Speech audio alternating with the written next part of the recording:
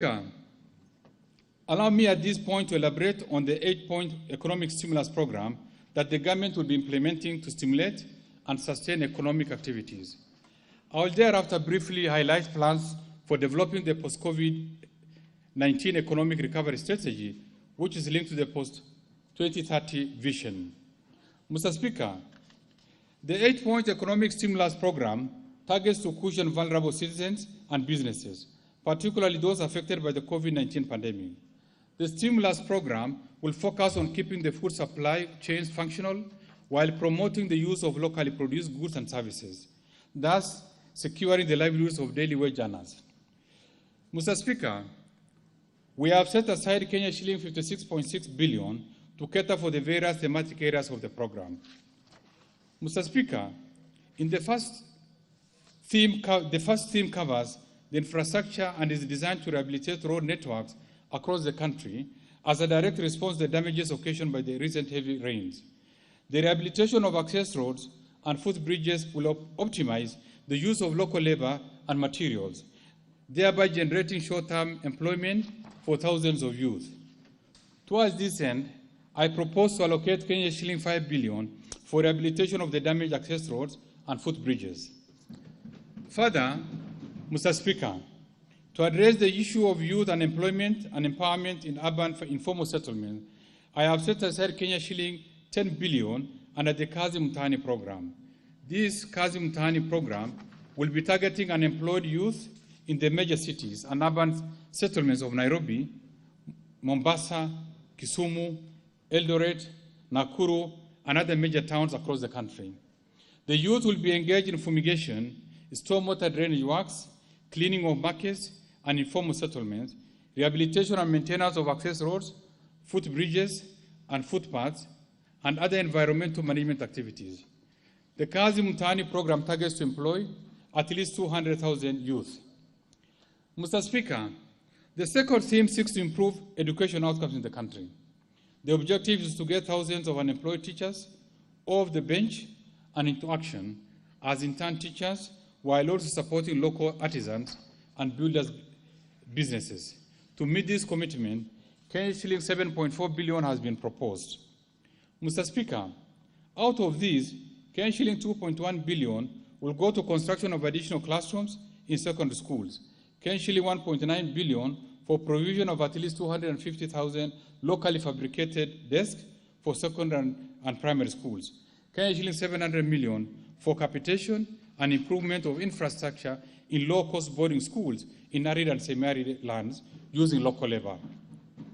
Kenya shilling 2.4 billion for recruitment of 10,000 intern teachers to support the 100% transition schools, and Kenya shilling 300 million for recruitment of 1,000 ICT interns to support digital learning in public schools. Mr. Speaker, the third theme targets to support micro, small, and medium enterprises.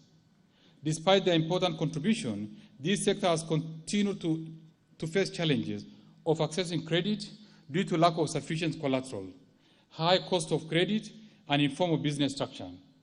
These challenges have been worsened by the COVID-19 pandemic.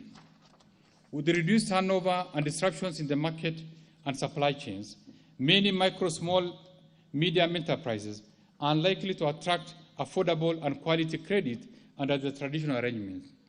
Mr. Speaker, in order to de-risk lending to the micro, small, and medium enterprise, I have set aside Kenya shilling 3 billion seed capital to operationalize the credit guarantee scheme.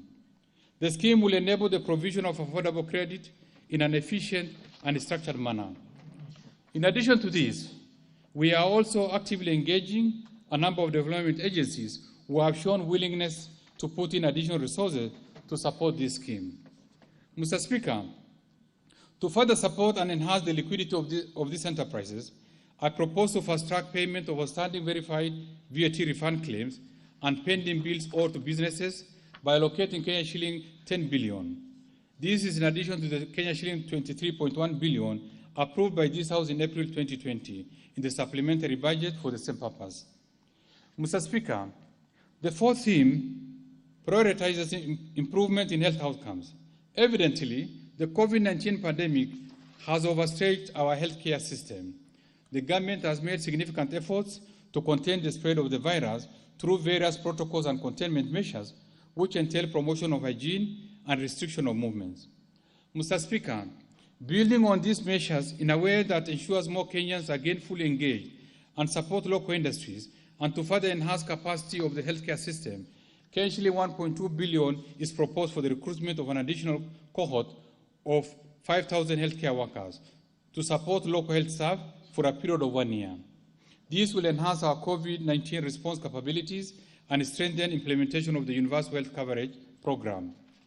Mr. Speaker, we have also allocated an additional KSH 500 million to supply 20,000 locally made beds and beddings to public hospitals, and KSH 25 million to support the establishment of 50 modern walk-through sanitizers at our border points and main hospitals across the country. Mr. Speaker, the fifth theme will focus on agriculture and food security. I have set aside KSH 3 billion to subsidize the supply of farm inputs through the e-voucher system to reach 200,000 small-scale farmers. I have also allocated KSH 3.5 billion for expanded community household irrigation. These will caution farmers from the adverse effects of weather and further secure food supply chains. Further, Mr. Speaker, I have set aside KSH 1.5 billion to assist flower and horticultural farmers to access international market during this period when we are experiencing low cargo traffic in and out of the country. These interventions will support and sustain the farming communities as they will provide employment to thousands of workers in our agricultural sector. Mr. Speaker, the sixth theme for the program is to support the tourism sector. Tourism is one of the worst hit sectors by the pandemic. This is reflected by massive cancellation of hotel bookings occasioned by lockdown and travel bans imposed by various countries in an effort to minimize the spread of the virus.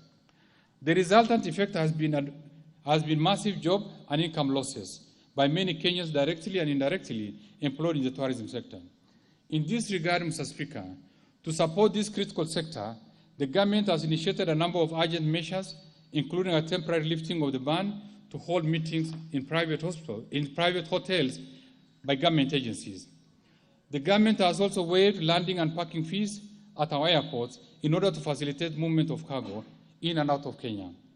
Going forward, Mr. Speaker, the government will scale up efforts to boost the tourism sector by promoting aggressive post-COVID-19 tourism marketing and providing support for hotel refurbishment through soft loans to be channeled through the Tourism Finance Corporation. KSH 3 billion has been set aside to support the renovation of facilities and the restructuring of business operations by actors in this industry. Mr. Speaker, the government will also provide grants to 160 community conservancies and support to Kenya Wildlife Services to engage 5,500 community scouts for a period of 1 year. To support these initiatives, I propose to set aside KSH 2 billion in this budget.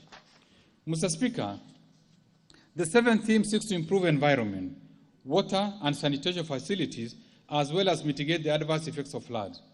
On these, I have set aside KSH 1 billion to support flood control using local labor in the most affected areas.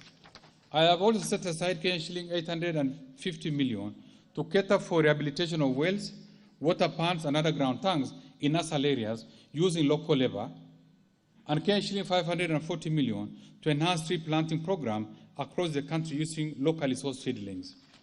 Mr. Speaker, the eighth and the final theme of the stimulus program is manufacturing. In this area, the government will promote the Buy Kenya, Build Kenya policy. To this end, we propose an initial investment of KSH 600 million to purchase locally assembled vehicles. This will sustain the operation of local motor vehicle manufacturers, which is aimed at safeguarding jobs. Mr. Speaker, I further propose an allocation of KSH 712 million to provide credit targeted to micro, small, and medium enterprises in the manufacturing sector.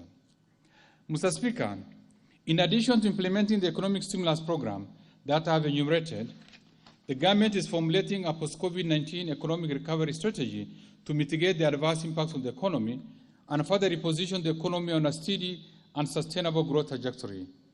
Mr. Speaker, the post-COVID economic recovery strategy will focus on the following. 1, sound macroeconomic policy framework to support higher sustainable economic growth that will address the challenges of poverty, unemployment, and income inequality. 2, adequate local and foreign resource mobilization to ensure sustainable funding of our development programs. 3, enhancing the role of the private sector in the economy, including financing infrastructure projects from diverse sources such as public-private partnership and lease financing. 4, supporting micro, small, and medium enterprises by facilitating access to adequate finances through credit guarantee scheme. 5, full and timely implementation of the economic stimulus program, which will create jobs and stimulate business. 6, investment in the ICT and digital infrastructure to support the use of digital platforms to facilitate e-commerce and efficient delivery of public services. 7, promotion of local production processes and domestic supply value chains. 8, enhancement of disaster risk management systems. 9, improvement of social protection through targeted policy interventions and programs. And 10, strengthening monitoring and evaluation systems for quality outcomes of the project.